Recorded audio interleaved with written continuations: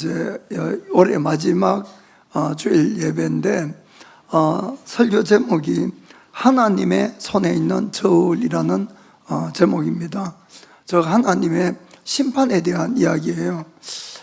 저는 제가 이제 알다시피 다니엘서를 지금 계속 강의를 하고 있는데 이 마지막 시간에 또 주님께서 이 메시지를 주신다는 것은 우리를 다시 한번 경각시키고 정말 우리가 끝까지 잘 달려가기를 바라는 거라고 생각을 합니다. 우리가 지금 이제 바벨론에 대해서 계속 이야기를 하고 있는데 오늘은 다니엘서 5장입니다. 이 바벨론의 상징은 그 금신상에서 보다시피 금이었어요. 금, 머리금. 그리고는 금은 영원히 색이 변하지 않고 빛나는 거지요. 그래서 그 바벨론의 영광도 영원할 것 같았지만은 사실 오늘 다니엘서 5장에 이 바벨론에 멸망하는 그런 사건이 나오게 됩니다. 우리가 이제 성경을 읽어보면은 참 수많은 사건들도 있고 수많은 인물이 등장합니다. 그 가운데는 성공한 사람도 있고 실패한 사람도 있고 어떤 하나의 이 간정집이라고도 성경은 할 수가 있어요. 그러면 우리가 이 성경을 보고 무엇을 배울 수 있는가? 그것은 성공한 사람을 보고 그 사람들의 간길을 따라가서 우리도 성공한 자가 되어야 된다, 이런 이야기입니다. 그러나 실패한 사람들을 보고는 이분들의 그 길은 가면 안 된다는 것을, 그래서 우리도 실패자가 되지 않는 것이 바로 성경을 읽는 것이고 우리에게 대한 가르침이라고 생각합니다. 이 바벨론의 마지막 왕이 벨사살이라는 왕인데 그는 이제 실패한 왕이죠. 실패한. 그리고 그가 이제 마지막 왕이 됩니다. 자, 어떻게 해서 그가 멸망을 했는지 한번 보겠습니다. 자, 다니엘서 5장 1절 읽겠습니다. 벨사살 왕이 그 귀인 1,000명을 위하여 큰 잔치를 베풀라고 그 1,000명 앞에서 술을 마시니라. 아멘. 왕이고 또 바벨론 왕이니까 아주 귀인들을 1,000명이나 모아놓고 큰 잔치를 베풀 정도였어요. 술을 죄송합니다. 술을 마시고 이 술이 취하고 흥이 돋고 하니까 그때 이 왕이 어떻게 했는가 하면은 그 선조인 느부갓네살 왕이 예루살렘 하나님 성전에서 가져온 금과 은 기명들을 다 가져오라는 거예요. 가져와서 하나님을 위해서 사용한 그 잔들을 가지고 그걸로 술을 마시기 시작해요. 그걸로 그 귀인들도 마시고 자기 아내들도 마시고, 그러고는 그것은 바로 하나님에 대한 도전이죠. 그리고는 그들이 금이나 은이나 동이나 철이나 돌이나 이런 걸로 만든 그 자기의 신들을 막 찬양하고 이렇게 했어요. 그러자 갑자기 사람 손이 나타난 거예요. 그리고는 이 맞은편 벽에다가 글자를 쓰기 시작하는 것이, 자, 5절 6절 읽겠습니다. 그때에 사람의 손가락이 나타나서 왕궁 촛대 맞은편 분벽에 글자를 쓰는데 왕이 그 글자 쓴 손가락을 본지라. 이에 왕이 절기던 빛이 변하고 그 생각이 번민하여 넓적다리 마디가 녹는 듯하고 그 무릎이 서로 부딪힌지라.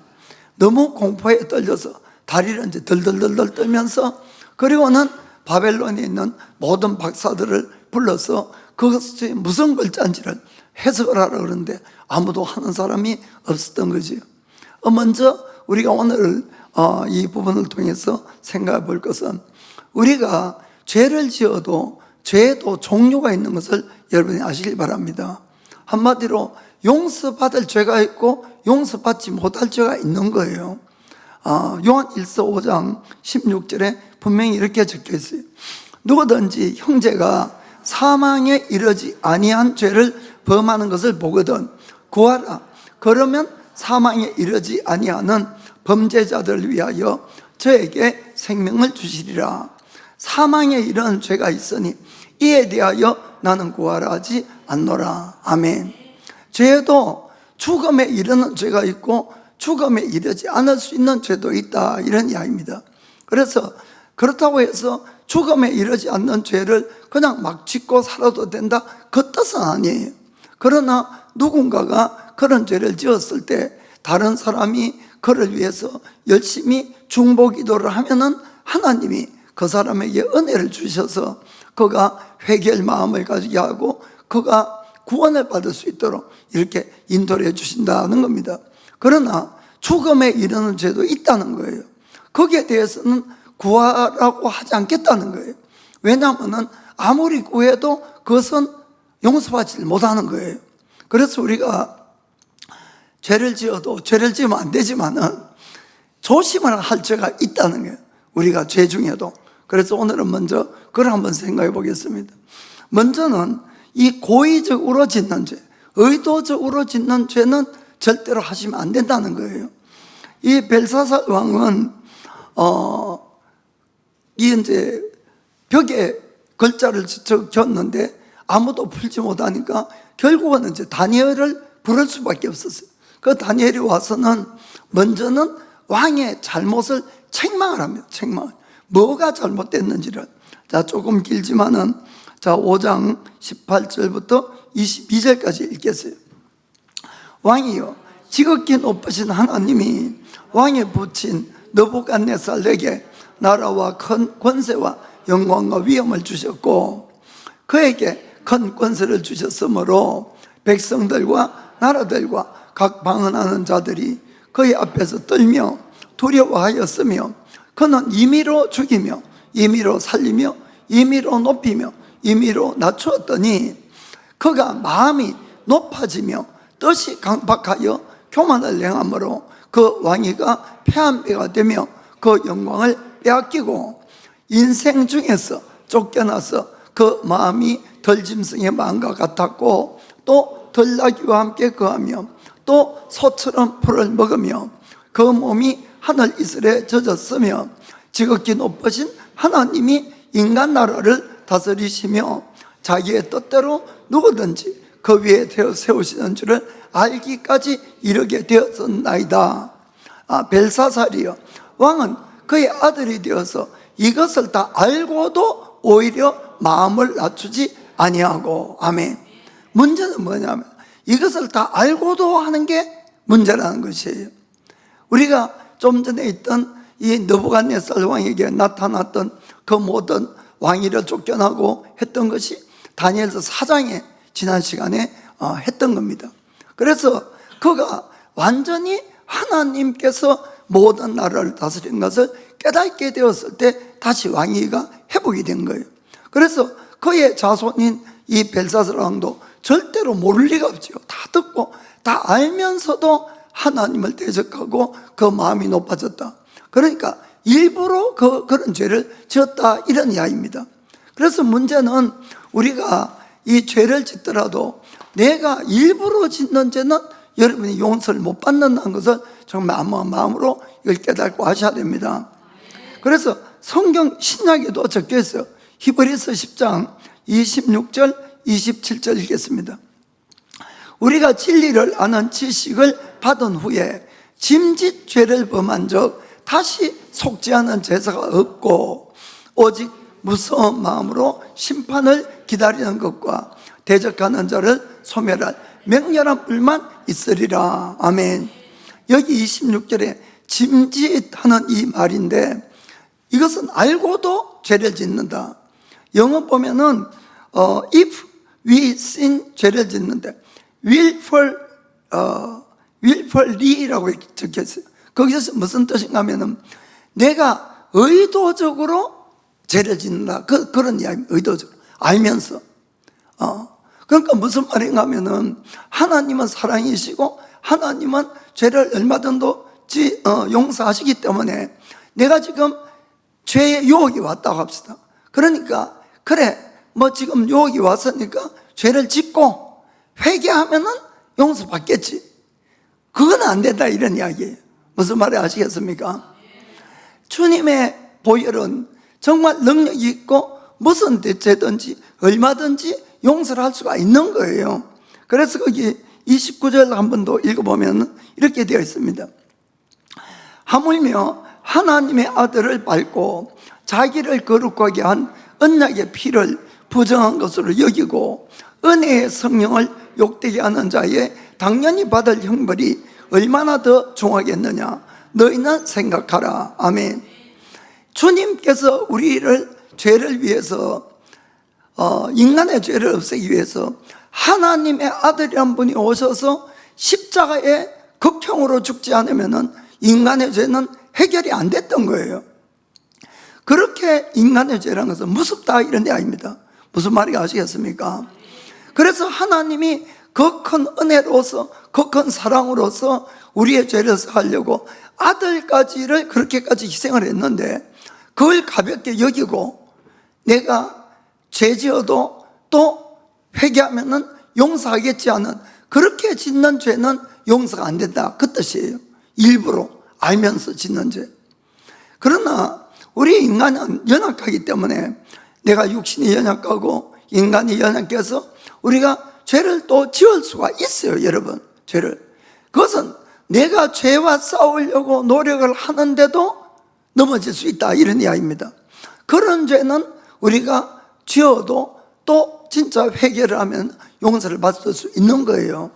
그러니까 예수님이 베드로가 예수님께 내가 형제의 죄를 몇 번 용서하면 되겠습니까? 7번 하면 되겠습니까? 했을 때 뭐라고 말씀합니까? 70번에 7번이라도 용서해 주라 이렇게 말씀하신 것이에요. 그 죄는 우리가 연약해서 내가 짓는 죄를 이야기하지 일부러 죄를 짓는 것을 말하지 않는다는 겁니다. 이걸 잘 구분을 여러분들이 하시기 바랍니다. 우리를 용서하기 위해서 아까 있는 것처럼 하나님은 자기의 목숨을 버리신 거예요. 목숨을. 그런데 우리가 그 죄를 가볍게 생각해서 죄 짓고 회개하면 되지 이런 마음으로 죄를 짓는 것은 하나님을 모욕하는 거예요. 무슨 말인지 아시겠죠? 그렇기 때문에 그런 죄는 용서함을 못 받는다고 이렇게 성경은 말씀하고 있는 것이에요. 그래서 우리가 내가 죄는 우리가 피 흘리기까지 싸우라고 성경에 말씀하는 것을 여러분이 기억하시고 죄는 여러분이 싸우셔야 되는 거지 그냥 짓고 회개하면 된다 이런 생각은 절대로 버리기를 주님으로 부탁드립니다. 두 번째는 교만한 죄, 교만한 죄. 자, 거기 22절하고 23절 앞에만 보겠어요. 벨사살 왕은 벨사살이요 왕은 그의 아들이 되어서 이것을 다 알고도 오히려 마음을 낮추지 아니하고 도리어 스스로 높여서 하늘의 주제를 거역하고 아멘. 스스로 높였다, 교만하다 이런 이야기죠. 그래서 이 교만에 대해서는 지난 시간에도 이 말씀을 드렸습니다만은 결국 느부갓네살 왕이 7년 동안 덜짐승처럼 되어서 쫓겨난 그 모든 것도 교만한 마음 때문에 그렇게 되었다는 것을 말씀을 드렸습니다.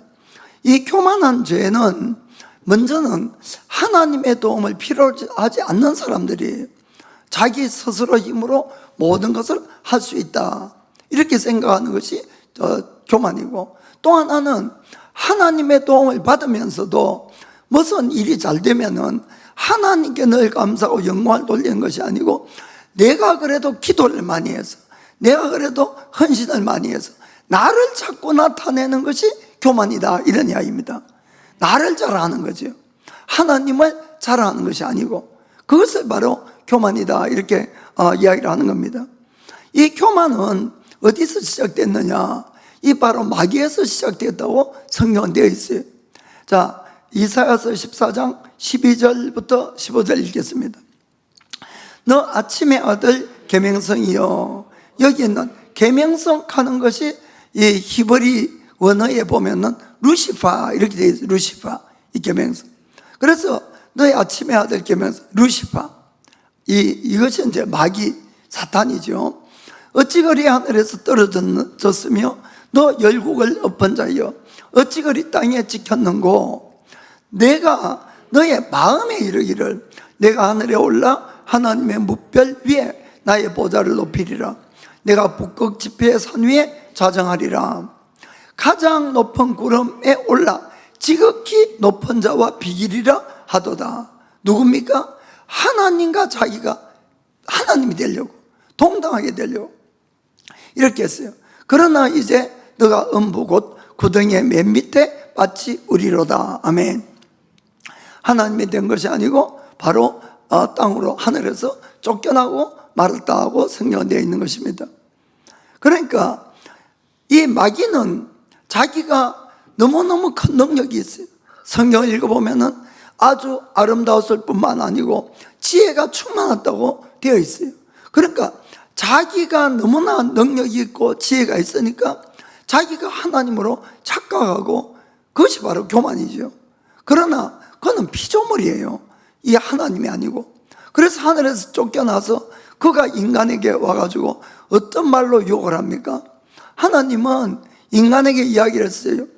너희가 이 에덴 동산에 있는 어떠한 나무의 실과를 먹어도 좋지만은 에덴 동산 중앙에 있는 선과 악을 알게 하는 실과는 절대 먹지 말아라. 먹으면 반드시 죽는다. 반드시 죽는다. 그런데 마귀라는 것이 우리에게 와가지고 어떻게 유혹을 합니까? 자, 창세기 3장 4절 5절 보겠습니다. 4절. 뱀이 여자에게 이르되 너희가 결코 죽지 아니하리라. 완전히 하나님의 말씀을 언제나 반대로 뒤집는 걸 볼 수가 있습니다. 결코 죽지 않는다. 자, 너희가 그것을 먹는 날에는 너희 눈이 밝아 하나님과 같이 되어 선악을 알 줄을 하나님이 아심이니라. 왜 하나님이 못 먹게 하는가 하면은 너희가 그것을 따먹으면은 너희 눈이 밝아져서 너희가 선악을 판단할 수가 있어. 그래 하나님처럼 될 수가 있어. 그걸 하나님이 아시니까 못 먹게 한다고 이렇게 유혹을 한 거예요. 그러니까 이 사람이 정말 하나님을 신뢰했으면은 그래도 안 먹겠죠. 먹으면 죽으니까. 그런데 하나님보다 마귀 말을 더 신뢰하고 그걸 먹어버린 거예요. 먹어버리니까 우리가 진짜 어떻게 됐느냐? 하나님이 된 거야. 하나님이. 여기에 인간의 불행이 있는 겁니다. 제가 하나님이 됐다는 뜻은 이거는 그냥 희니꼬로 한 이야기고, 그 뜻은 뭔가 하면은 모든 사람들이 자라나면서 자기가 옳은 거야. 내 판단이 옳은 거예요. 내가 선악을 분별해서 전부 자기 중심으로 모든 걸 해석하고 판단하는 거예요. 여러분, 가정에서 왜 싸우지요? 왜 다른 사람하고 교회 안에서, 회사 안에서 문제가 자꾸 생깁니까? 의견이 안 맞는 거예요. 서로 말이 안 통한다 그러잖아요. 말이 안 통한다. 그럼 말이 안 통하게 된 게 왜 그러냐? 선악과를 먹었어요. 선악과. 그러니까 전부 자기가 옳아. 자기가 나만 따라오면 됐는데 왜 자꾸 딴소리를 하냐, 이런 이야기죠. 그러니까 어디 가더라도 분쟁이 끊임이 없고 다툼이 끊임이 없고 전쟁이 끊임이 없는 이유가 왜 그럴까요? 선악과를 따먹어서 인간에게 교만이 들어오고 내가 옳다, 이게 문제다, 이런 이야기입니다. 여러분, 지금도 전 세계 여기저기 전쟁을 하고 있어요. 그런데 이 전쟁은 정말 하면 안 됩니다. 정말. 그러나 우리가 볼 때는 이 나라가 나쁘고 이 나라가 그래도 좀 낫고 이렇게 판단하지만은 그 나쁘다고 생각하는 나라 사람에게 물어보세요. 누가 옳으냐고. 자기가 옳다. 자기가. 그런 거예요. 그게 바로 선악과를 따먹어서 인간이 그렇게 돼버린 거예요. 이게 바로 교만이에요. 교만. 우리는 옳은 사람이 아무도 없어요. 사실은 하나님만이 옳은 거예요. 그러니까 우리가 나의 모든 생각을 늘 내리고 하나님의 말씀으로 모든 사람이 들어가면은 하나가 되는 거예요. 무슨 말인지 아시겠죠? 가족이고 뭐고. 그런데 하나님 말씀이 아니라 전부 자기가 옳기 때문에 문제가 끊임이 없다, 이런 이야기입니다.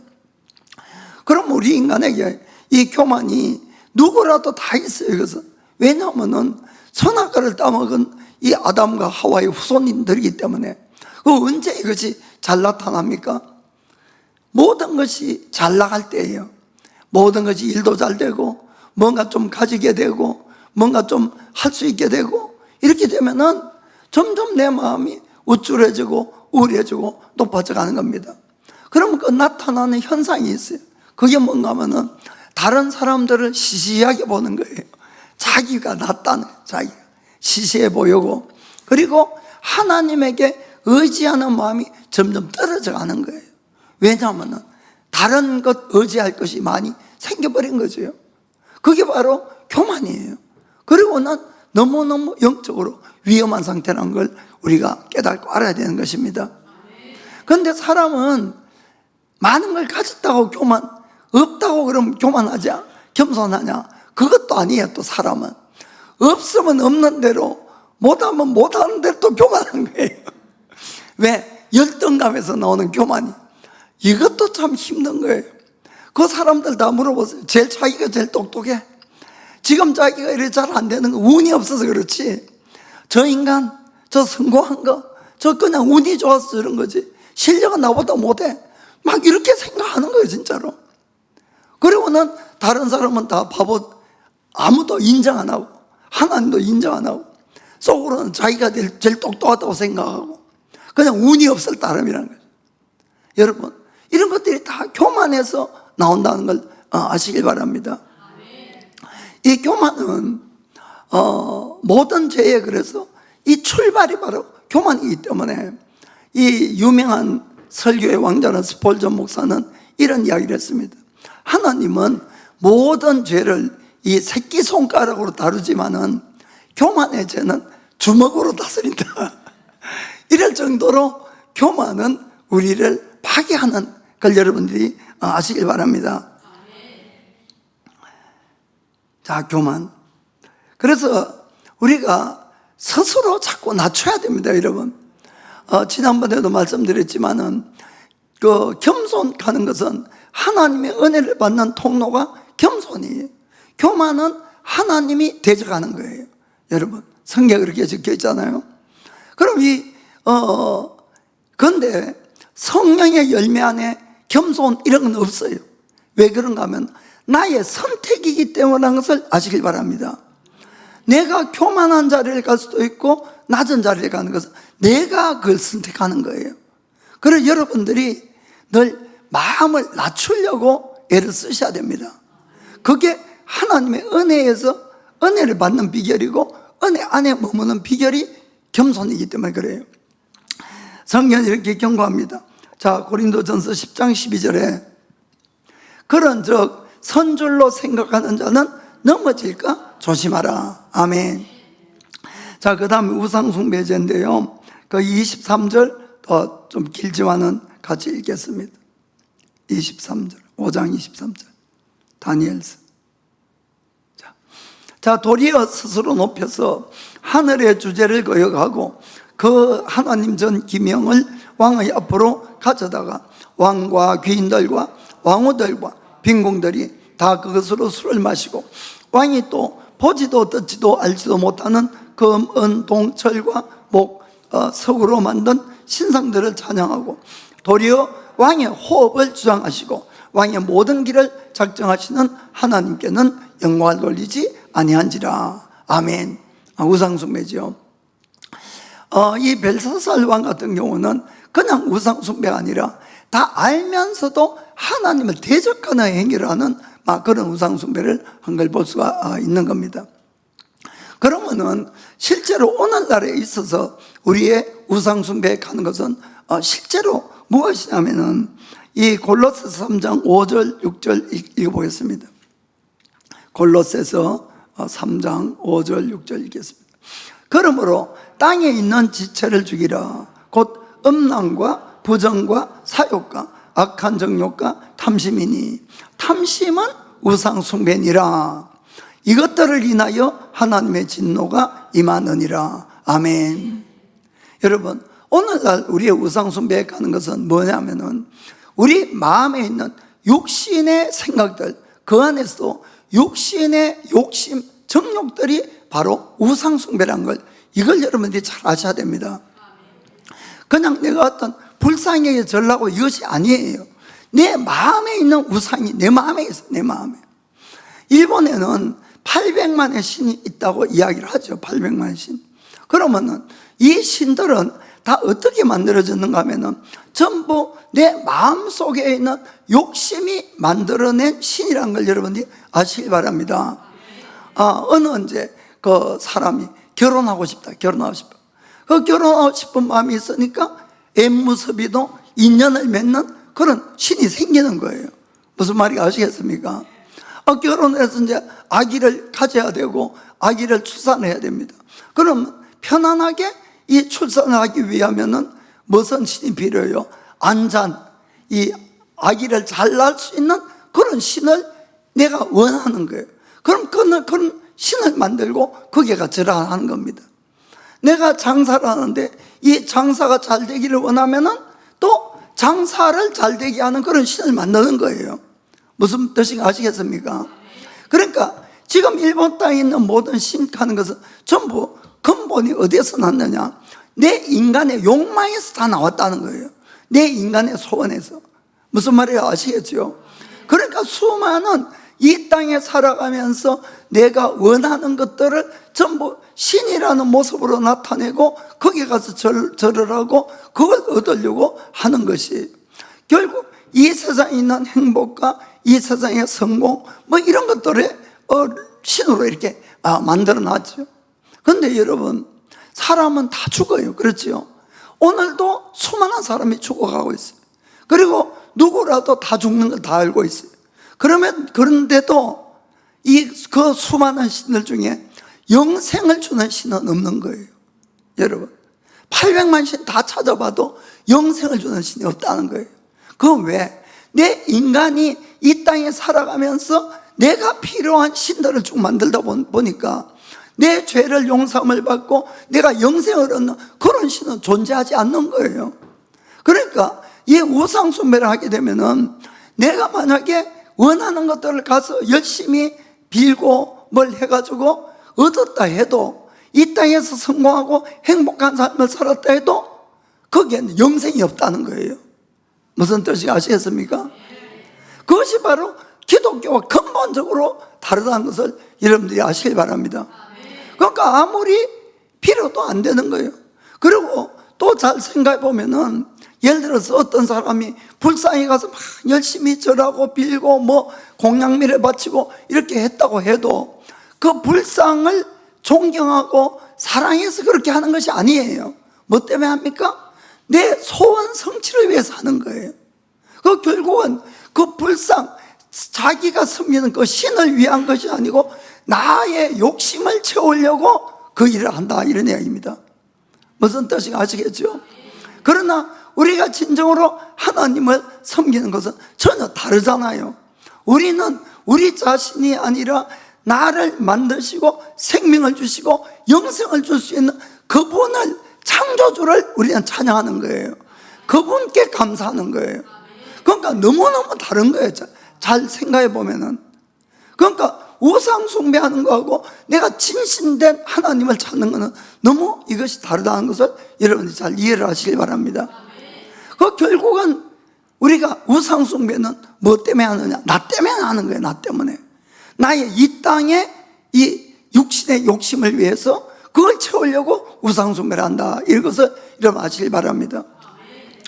여러분들이 이 사사기를 읽어보면은 좀 답답할 정도로 이스라엘 백성들이 이 행동을 하지요. 무슨 이야기인가 하면은 그들이 좀 잘 되면 항상 우상숭배를 해요. 우상숭배. 그러면은 적이 와서 그들을 지배하고 힘들게 하고 막 고난을 당하고 다 빼앗기고, 그러면 그때 자기들이 이제 하나님을 찾습니다.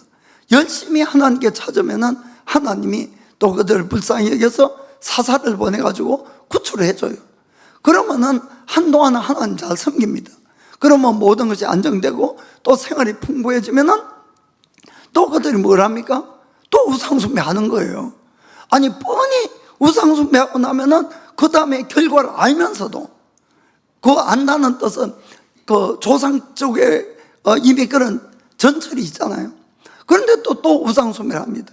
그러면 어김없이 또 적군이 와서 그들을 지배하고 고통을 주고 10년, 20년, 몇십 년, 어떨 때는 고난을 당해요. 그럼 또 하나님께 부르짖고 하면은 하나님이 또 그들을 구원해 주고, 그런데 또 잘 되면은 또 우상숭배로 가는 거예요. 그래서 이제 사람들이 저보고 이 이스라엘 백성들 이 좀 좀 바보스럽다는 식으로 와서 이야기하는 분들도 많이 있어요. 그 속으로는 당신도 비슷한 데 있는데 쉽지만은 뭐 그런 말 안 하죠. 그런데 여러분, 이게 근본적인 걸 우리가 봐야 되는데, 왜 그러면은 이스라엘 백성들은 그것이 계속 되풀이가 되잖아요, 사사기 안에. 왜 그럴까 하는 문제입니다. 여러분, 우리 하나님은 우리 인간으로 하여금 늘 바른 길을 가게 하는 거예요. 죄를 떠나게 하는 거예요, 하나님의 율법이란 것은. 그리고는 우리에게 영생을 주려는 것이 늘 하나님의 목적이에요. 율법도 그런 거예요. 율법도 우리가 그냥 못 지켜서 그런 거지. 무슨 말인지 아시겠습니까? 그러면은 사람이 하나님을 잘 믿어서 모든 것이 풍성해지고 그 물질도 풍성해지고 막 이렇게 되면은 뭐가 또 생각나요? 내 육신을 즐겁게 하고 싶은 거예요. 문제는 여기 있는 거예요. 문제는 여유가 전혀 없다, 하루 한 끼밖에 못 먹는다, 이런 사람은 밥만 있으면 돼 그냥 행복한데, 밥이 넘치게 되면은 내 육신을 즐기려는데 하나님을 믿으면은 육신을 즐길 게 하나도 없는 거예요. 제가 이야기한 뜻 알겠습니까? 그러면은 똑같은 하나님 부르지만은 어디로 달려가면 할 수 있어요? 합법적으로 우상을 섬기면은 합법적으로 육신을 즐길 수 있는 걸 많이 할 수가 있는 거예요. 이해가 됩니까? 그러니까 하나님을 섬기다가 또 10년 20년 돼서 배가 부르면은 어디로 가요? 하나님 믿고는 육신을 즐겁게 할 수 있는 것이 없으니까 내 육신을 즐기려면은 우상을 찾아가야 되는 거예요. 그래서 그것을 원하는 자는 다 우상 숭배로 가버린다, 이런 이야기입니다. 이것은 우리도 마찬가지예요. 힘들고 어려우면은 그냥 먹을 것도 없고 이러면은 오직 온리 진짜 하나님이에요. 왜냐하면 지금 이 형편이 너무 힘드니까 여기서 날 좀 살려달라고. 그런데 주님이 우리에게 은혜를 주고 그 형편에서 나와서 모든 것이 풍성해지면은 여러분, 교회를 잘 나옵니까? 교회를 잘 떠납니까? 떠난 사람이 더 많다는 거예요. 사사기 이야기가 남 이야기가 아니고 오늘날 우리 이야기와 똑같은 거예요. 그럼 왜 사람들이 자꾸만 이 형편이 좋아지면은 주님을 떠날까? 아니, 그게 바로 우상숭배라는 거예요. 결국은 내 속에 있는 육신의 욕심을 채우기를 원하는 거예요. 무슨 말인지 아시겠습니까? 그게 우상숭배, 딴 게 우상숭배가 아니고. 그래서 여러분들이 나 자신의 마음을 늘 점검을 하셔야 됩니다. 정말 내가 하나님을 무엇보다 더 사랑하는지, 하나님보다 내가 더 사랑하는 내 안에 육신의 욕심이나 사람이 되든 뭐가 되든 돈이 되든 그런 것이 전부 우상이라는 걸 여러분들이 정말 깨닫고 하셔야 되는 거예요. 이거 정말 무서운 이야기입니다. 그러니까 이 사람들이 교회를 떠나는 건 아니에요. 교회에 와서 예배도 드리고 기도도 하고 헌금도 하고 다 하지만은 그 근본 마음에는 뭐가 있습니까? 그것보다 빨리 이거 마치고 빨리 골프 치러 가야지, 빨리 뭐 딴 거 하러 가야지, 이러면 다 우상숭배예요, 솔직히. 왜 그럴까요? 그 사람 마음은 하나님보다도 그걸 더 사랑하는 거예요. 이거 여러분 솔직하게 인정하셔야 됩니다. 이거 고쳐셔야 돼요, 여러분. 그날 주님 심판대 앞에 갔을 때 너는 나보다 골프 더 사랑했잖아 이러면 뭐라 그러겠어요? 돈 더 사랑했잖아 그러면 뭐라 그러겠어요? 할 말이 없잖아요, 솔직하게. 그 나라는 우리 예수님을 가장 사랑하지 못하면 못 들어가요, 솔직한 이야기로. 그것은 무정한 것이 아닙니다. 하나님은 우리를 위해서 모든 걸 다 드렸어요, 모든 거를. 그러면은 우리는 가만히 뒀으면은 그냥 다 지옥에 가야 될 것을 예수님 덕분에, 그것도 그냥 믿음으로 죄 용서함을 받고 내가 천국에 갈 수가 있는데, 그 하나님을 사랑하지 아니하고 내가 딴 것을 다 사랑하는 것이 다 우상이란 거예요. 여러분, 이거 정말 무서운 거예요. 그건 누구라도 내 마음속에 다 있는 거예요, 그 우상이. 그래서 내가 진정으로 예수님을 가장 사랑하는지, 정말 내가 무엇을 더 사랑하는지, 이거 정말 살펴보셔야 됩니다. 그리고 버리셔야 돼요. 버리셔야 돼요. 그렇지 않으면은 우리는 절대로 예수님의 제자가 될 수도 없고 절대로 천국을 들어갈 수도 없어요, 여러분. 분명히 말씀드리지만 천국 가기가 그렇게 힘듭니까? 힘들어요, 사실은. 왜냐하면은 그분이 진짜로 나의 왕이 되고 주인이 되셔야 되는 거예요. 그 사람만 들어가는, 그 사람만. 그런데 내 마음속에 겉모양은 늘 와서 찬양하고 예배드리고 한다 할지라도 내 마음에 주님보다 더 사랑하는 것도 많이 가지고 있습니다. 많이. 저도 그랬고. 그래서 저는 요즘 그 하나하나 다 버려요. 제가 솔직하게 말씀드리지만 저는 인터넷도 안 봐요. 그 설교나 이런 거 외에는 다 버렸어요. 그것도 결심했어요. 결심. 제 마음에 빼앗기는 거는 다 버리기로. 그 여러분들이 작정을 하셔야 됩니다. 정말로 주님만을 더 사랑하려고 몸부림을 치셔야 돼요. 정말 내 마음의 우상을 버리셔야 됩니다. 그거 따지고 보면은 저도 그렇더라고요. 전 목사이기 때문에 그래도 하루에 성경 얼마 읽고 기도 얼마 하고 하지요. 안 하는 것이 아니고, 야 빨리 하고 손흥민이 축구 봐야지 그랬었어요, 제가. 그러니 제가 손흥민을 더 사랑합니까? 예수님을 더 사랑합니까? 뭐 제가 극단적으로 좀 이야기를 해서 그렇다 이런 이야기입니다. 그래서 제가 손흥민이 끊어버렸어요. 왜냐하면은 내 믿음 생활이 안 좋더라고요. 그렇다고 그걸 뭐 한 번, 두 번 보고 이런 게 죄고 그런 문제를 이야기하는 거 아니에요, 제가. 무슨 말이 아시겠습니까? 자, 주님을 내가 더 찾고 섬기는 걸 방해하는 것이 있으면은 끊으셔야 돼요. 스스로. 그게 바로 우상 숭배인 겁니다.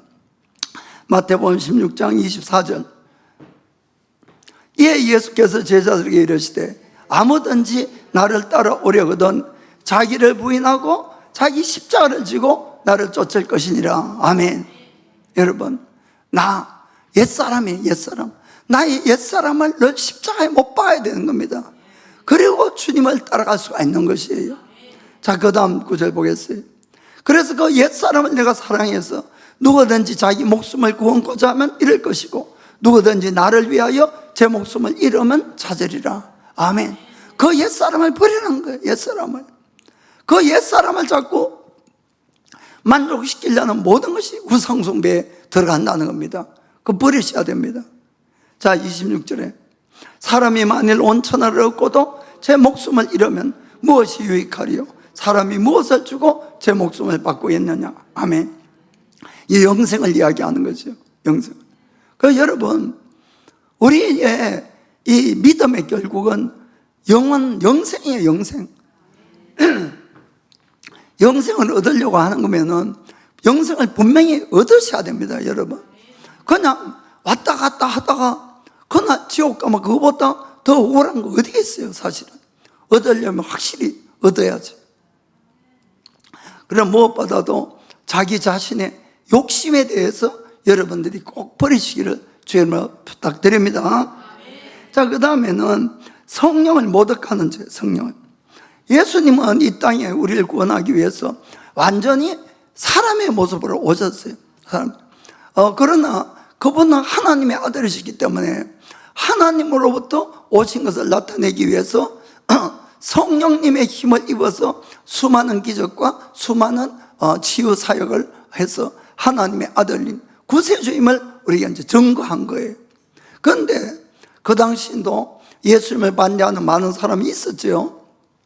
그 사람들이 뭐라고 예수님을 모독하는가 하면은 저 예수가 귀신이 들려가지고 귀신의 능력으로 저런 기적을 행한다고 막 이런 모독을 한 거예요. 그러자 예수님이 이런 말씀을 하시는 거예요. 하나님이나 자기를 아무리 모독해도 용서함을 받지만 성령을 모독하면 용서를 못 받는다고 말씀을 하신 거예요. 자, 마태복음 12장 31절에 그러므로 내가 너에게 이르노니 사람의 모든 죄와 해방은 사심을 얻되 성령을 해방하는 것은 사심을 얻지 못하겠고. 아멘.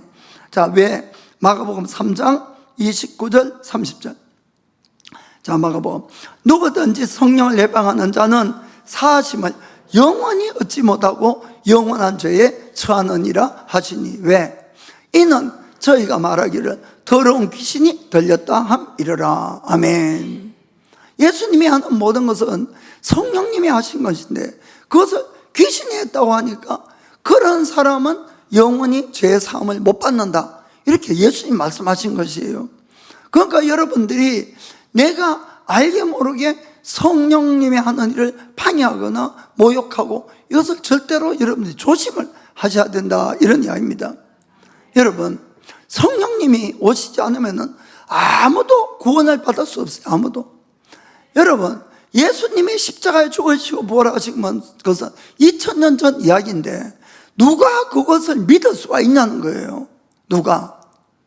그러니까 성령님이 우리에게 임하셔서 우리에게 우리의 죄에 대해서, 의에 대해서, 심판에 대해서 잘못을 책망하시고 우리가 이 회개로 인도하는 것하고, 또 그리고 예수님이 정말 우리의 구세주가 되시고 그분의 십자가 죽으심이 내 죄를 사함이라는 것을 깨달는 계시를 주는 것이 바로 성령님이에요.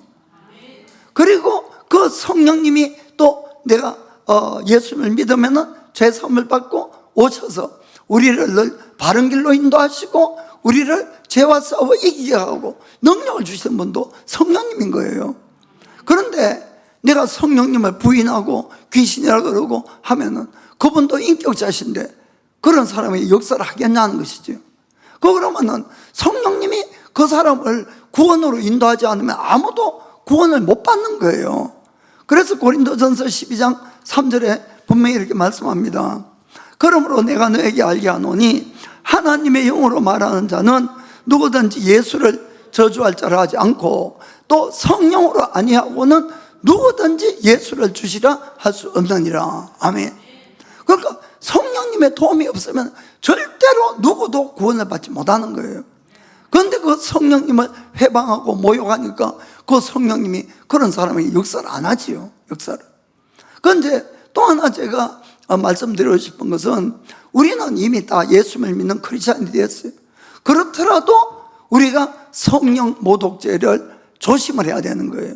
자, 무슨 이야기냐? 이번 우리 교회도 왔다 갔던 파격 전도자라든지 또 원종산 선교사님, 또 내년 1월 말에 데이빗 오버 선지자분 이런 분들이 또 오시잖아요. 그런데 그런 분들에 대해서도 수많이 악평을 하는 사람도 많이 있는 거예요. 사실은 다 찬성을 하는 것이 아니고. 그런데 그런 분들 보고 귀신 들려서 그렇다 그러고 이단이라고 그러고 막 이렇게 욕을 하는 사람들이 있어요. 사실 없는 것이 아니고. 그러면은 그분들이 하는 사역이 만약이라면 저는 실제로 지금은 그렇다 믿습니다만은 진짜 성령님의 역사인데 그걸 가지고 귀신의 역사다 이렇게 이야기를 하면은 그렇게 말한 사람들의 죄가 얼마나 엄청나겠냐 하는 이야기입니다. 그래서 제가 지금 말씀드리고자 하는 것은 이런 거예요. 꼭 그분들뿐만 아니라 앞으로도 그런 사역을 하는 분들이 많이 나타날 건데 그런 분들을 이 평가하거나 할 때 조심해야 된다. 조심해야. 무조건 그냥 다른 사람 말을 듣거나 또 소문 듣거나 또 인터넷에서 이렇다 저렇다 하는 그런 거 가지고 판단하시면 안 된다는 거예요. 여러분 스스로가 정확하게 판단할 수 있어요. 그걸 제가 말씀드리려는 겁니다. 그런데 그런 분들을 판단할 때 그런 분들의 사역하는 모습을 가지고는 판단하지 마세요. 저 사람은 귀신하고 막 말을 걸고 귀신하고 이렇게 저렇게 하니까 그건 아니야. 저건 분명히 잘못된 걸 거야. 이런 식의 판단하지 말라는 거죠.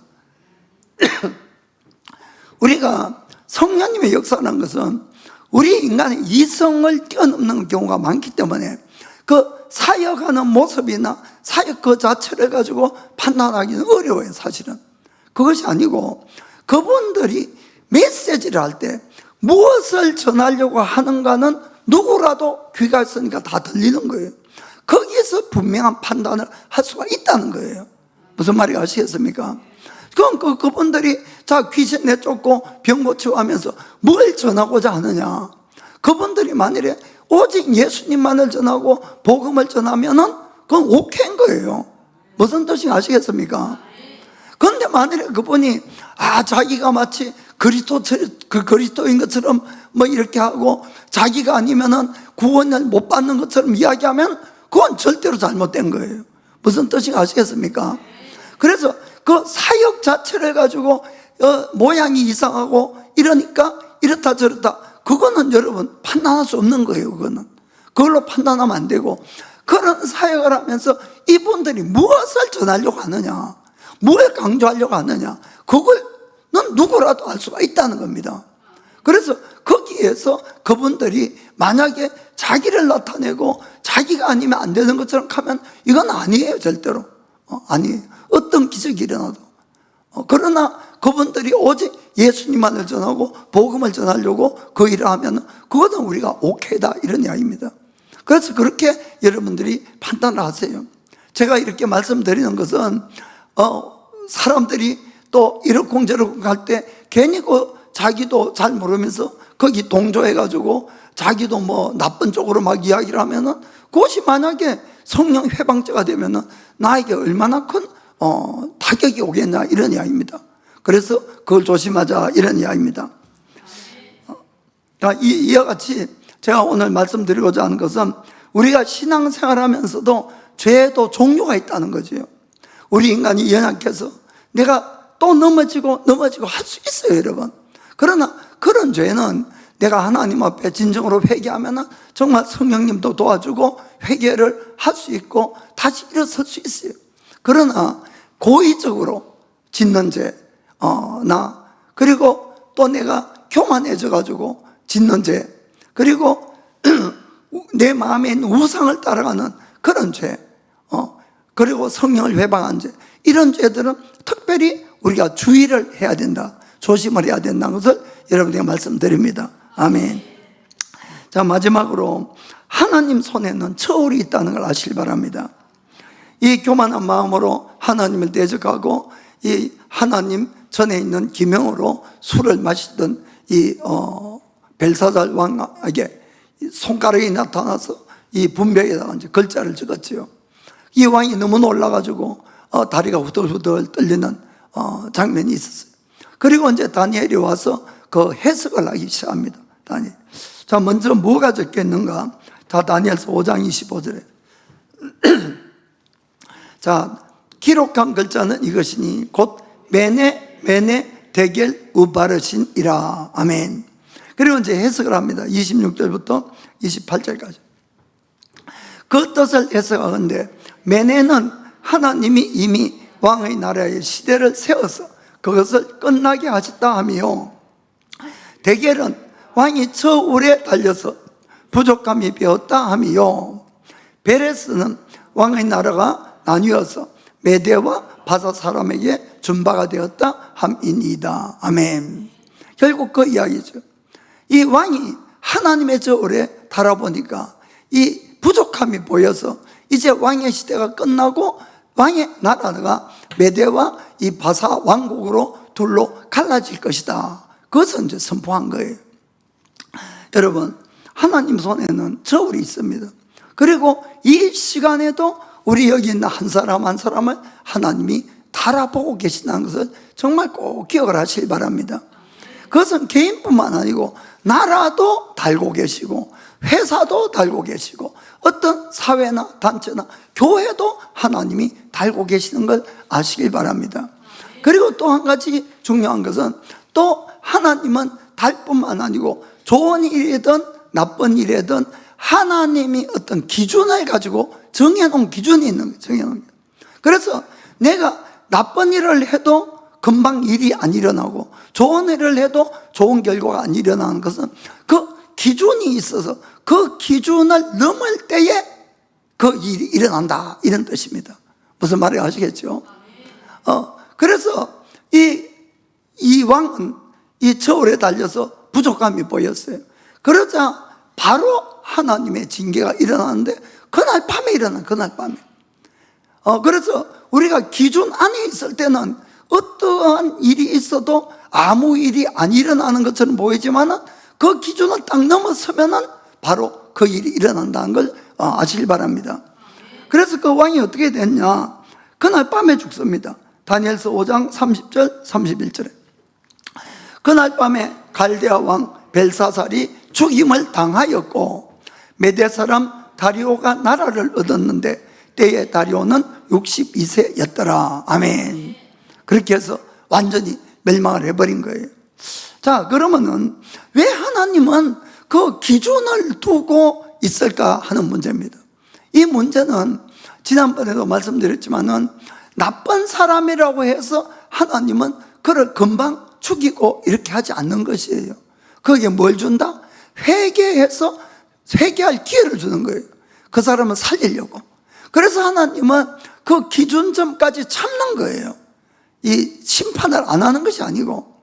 그 여러분들이 여러분 주위에 보면은 참 저 못된 사람, 저 빨리 귀신이 안 잡아가나 하고 그런 사람 가끔 있을 수 있어도 안 잡아가는 것이 아니고 아직까지 그 사람을 하나님이 불쌍히 여기시고 회개하도록 놔둔 거예요. 그러나 반드시 심판하기 때문에 너무 그 사람 때문에 마음 속상해하지 마시기 바랍니다. 반드시 심판하시는 거예요. 그러니까 너무 미워하고 자꾸 그러시면 안 되는 거예요. 아, 하나님이 아직도 저 사람 불쌍히 여기고 있구나 이래 생각하셔야 되지. 그런데 우리가 좋은 일을 해도 금방 좋은 일이 안 일어나는 것도 기준이 있는 거예요. 그럼 왜 그럴까? 그 사람이 이 하나님을 사랑하는 마음이 자기가 받는 축복을 더 사랑하게 되면은 그 사람의 이 우상이 되는 거예요. 무슨 말인지 아시겠습니까? 내가 복을 받는데 하나님으로부터 복을 받아도 그것을 내가 잘못해서 그 복을 하나님보다 더 사랑하게 되면은 우상이 되면은 그 사람을 많은 길로 가게 되는 거예요. 그래서 하나님은 좋은 일을 해도 두 가지를 우리에게 훈련을 시킵니다. 하나는 바로 우리의 성품이에요. 우리가 성령님을 닮아가는 예수님을 닮아가도록 그 어려운 시간을 지나면서 만들어가는 거예요. 또 하나는 내가 축복을 관리할 수 있는 능력이 있어야 되는 거예요, 여러분. 능력도 안 되는데 복이 탁 들어오면은 그것 때문에 다 넘어지는 거예요. 그래서 하나님은 그 우리의 성품을 다듬으시고 그 축복을 관리할 수 있는 능력을 키울 때까지 복을 안 주시는 거예요. 누구를 위해서? 우리를 위해서. 무슨 말인지 아시겠죠? 그래서 성경은 이 고린도전서 15장 58절에 이렇게 적혀 있습니다. 그러므로 사랑하는 내 사랑하는 형제들아 경고하며 흔들리지 말며 항상 주의 일에 더욱 힘쓰는 자들이 되라. 이는 너희 수고가 주 안에서 헛되지 않은 줄을 알미니라. 아멘. 여러분 힘들다고 빨리 복이 안 온다고 불평 원망하면은 또 종치는 거예요. 다시 광야 돌아야 됩니다. 그러니까 그냥 그저 감사하고 하나님을 신뢰하는 것, 이게 참 중요합니다. 그렇게 우리를 키워가길 바랍니다. 그리고 무엇보다도 가장 중요한 심판이 있어요. 그건 뭡니까? 우리가 마지막 날 다 예수님 앞에 가서 다 심판받아야 되는 것 같아요. 심판. 그때는 다 합격하셔야 됩니다, 여러분. 그때 불합격하면 큰일 나는 거예요. 그때. 그러면은 우리 인생을 어떻게 살아가야 되느냐? 아까 말씀드렸지만은 성경은 특별히 신약 성경에서는 너희가 옛사람을 따라가지 말라. 너희가 육의 사람을 따라가지 말라. 그것이 바로 우상이에요, 사실. 그 너희가 오직 성령을 따라 행하라. 아멘.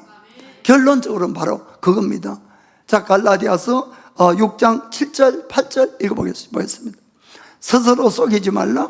하나님은 만월의 임을 받지 아니하시나니 사람이 무엇으로 심든지 그대로 거두리라.